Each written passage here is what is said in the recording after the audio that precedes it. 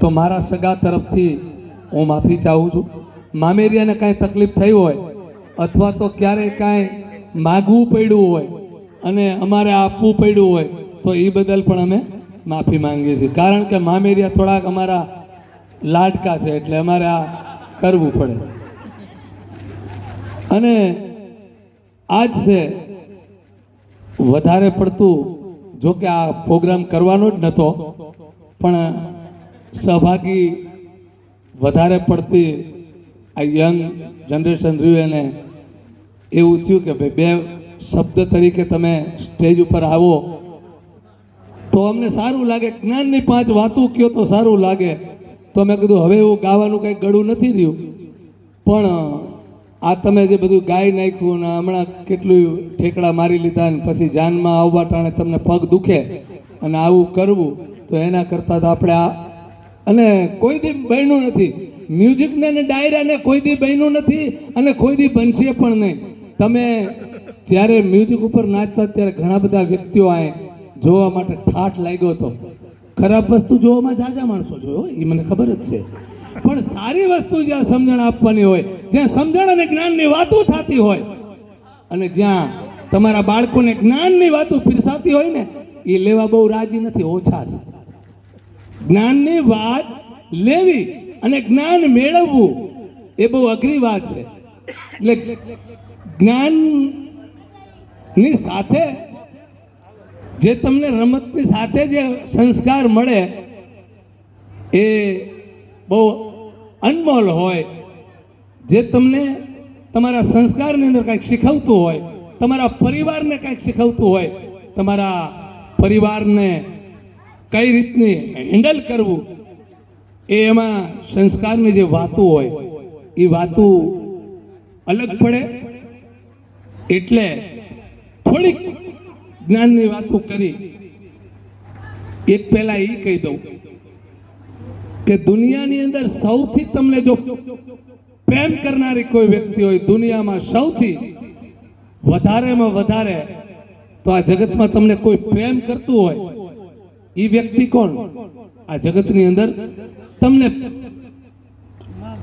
એવો પ્રેમ કરતી હોય કે એનાથી વિશેષ આ દુનિયામાં તમને કોઈ પ્રેમ કરી પણ હોય, એવો કોઈનો પ્રેમ હોય? એનો નહીં, બસ જેના ઉદરની અંદર તમારો ઉછેર થતો હોય એનાથી વિશેષ તમને કોઈ પ્રેમ કરનારી આ જગતમાં જાગી નથી. એટલે માથી વિશેષ, મા બાપથી વિશેષ આ દુનિયામાં કોઈ તમને પ્રેમ કરી ન શકતું હોય. બાકી એકચ્યુઅલી હું તમને બહુ ચાહું છું, ખોટી ના આવ હાવ ખોટી. એકચ્યુઅલી તમે કયો એમ જ હું કરીશ, હાવ ખોટી. પછી એમ તમે કયો કે મારા મા બાપ અમારે ભેગા રહીશ, એ તો નહીં પોસાય. હું માજનમાં મૂકો છો તારા બાપને?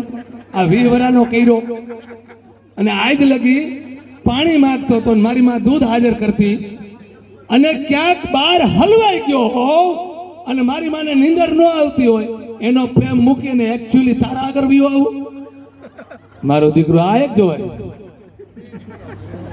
પેટ્રોલના પૈસા ન હોય અને તેરે નામના બાલ રાખતો હોય તો બાઈ એમાં પાછા તો ધ્યાન કરે. તમારા જેવા તો વાળ કોઈના નથી. ઓહો હો હો લે બાપા, વાળમાં મરમાં ક્યાંક હલવાઈ જાય તો કોઈ કાઢશે નહીં. પછી જે કામ સહી કરો બાપા. અને કાં તો હગાઈ થઈ હોય ને એટલે એકચ્યુઅલી ફોન હું રોટલા કરતી હોય તો એ જ તમારે પાછો ભાઈ એવો, હવે તો મને રોટલા નથી ભાવતા, તું જ દેખા, તને રીત દેખાય. હવે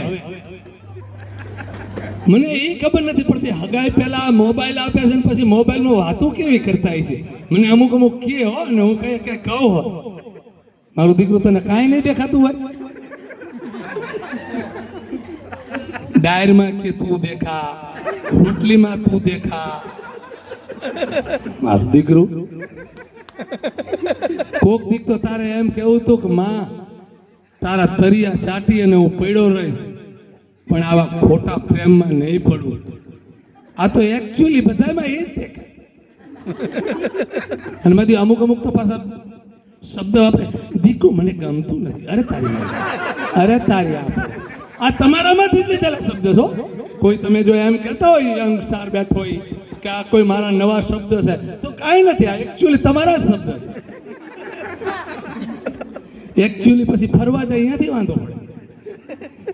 પછી મેં હમણાં એક ભાઈને પૂછ્યું, મેં કીધું ભાઈ હગાઈ કેમ તૂટી? એકચ્યુઅલી ફરવા ગયા હતા ને ડિગ્રીની વાત થઈ કે ઊંચા નીચી ડિગ્રી હતી, એમાં તૂટી. લે તે નહીં પૂછ્યું હોય કે? એટલે આ આપણા હલકા સંસ્કારની વાત છે.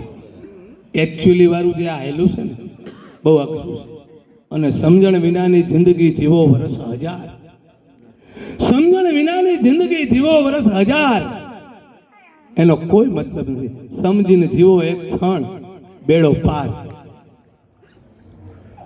જ્યાં સુધી તમને 20 વર્ષ, મને એક ભાઈ હમણાં અમારે ક્યારેક ક્યારેક ચર્ચા થતી હોય કુટુંબ વિશે, એટલે એમ કહે તો છોકરા નોખા થતા છે માયું શું કામ રોતી હોય છે?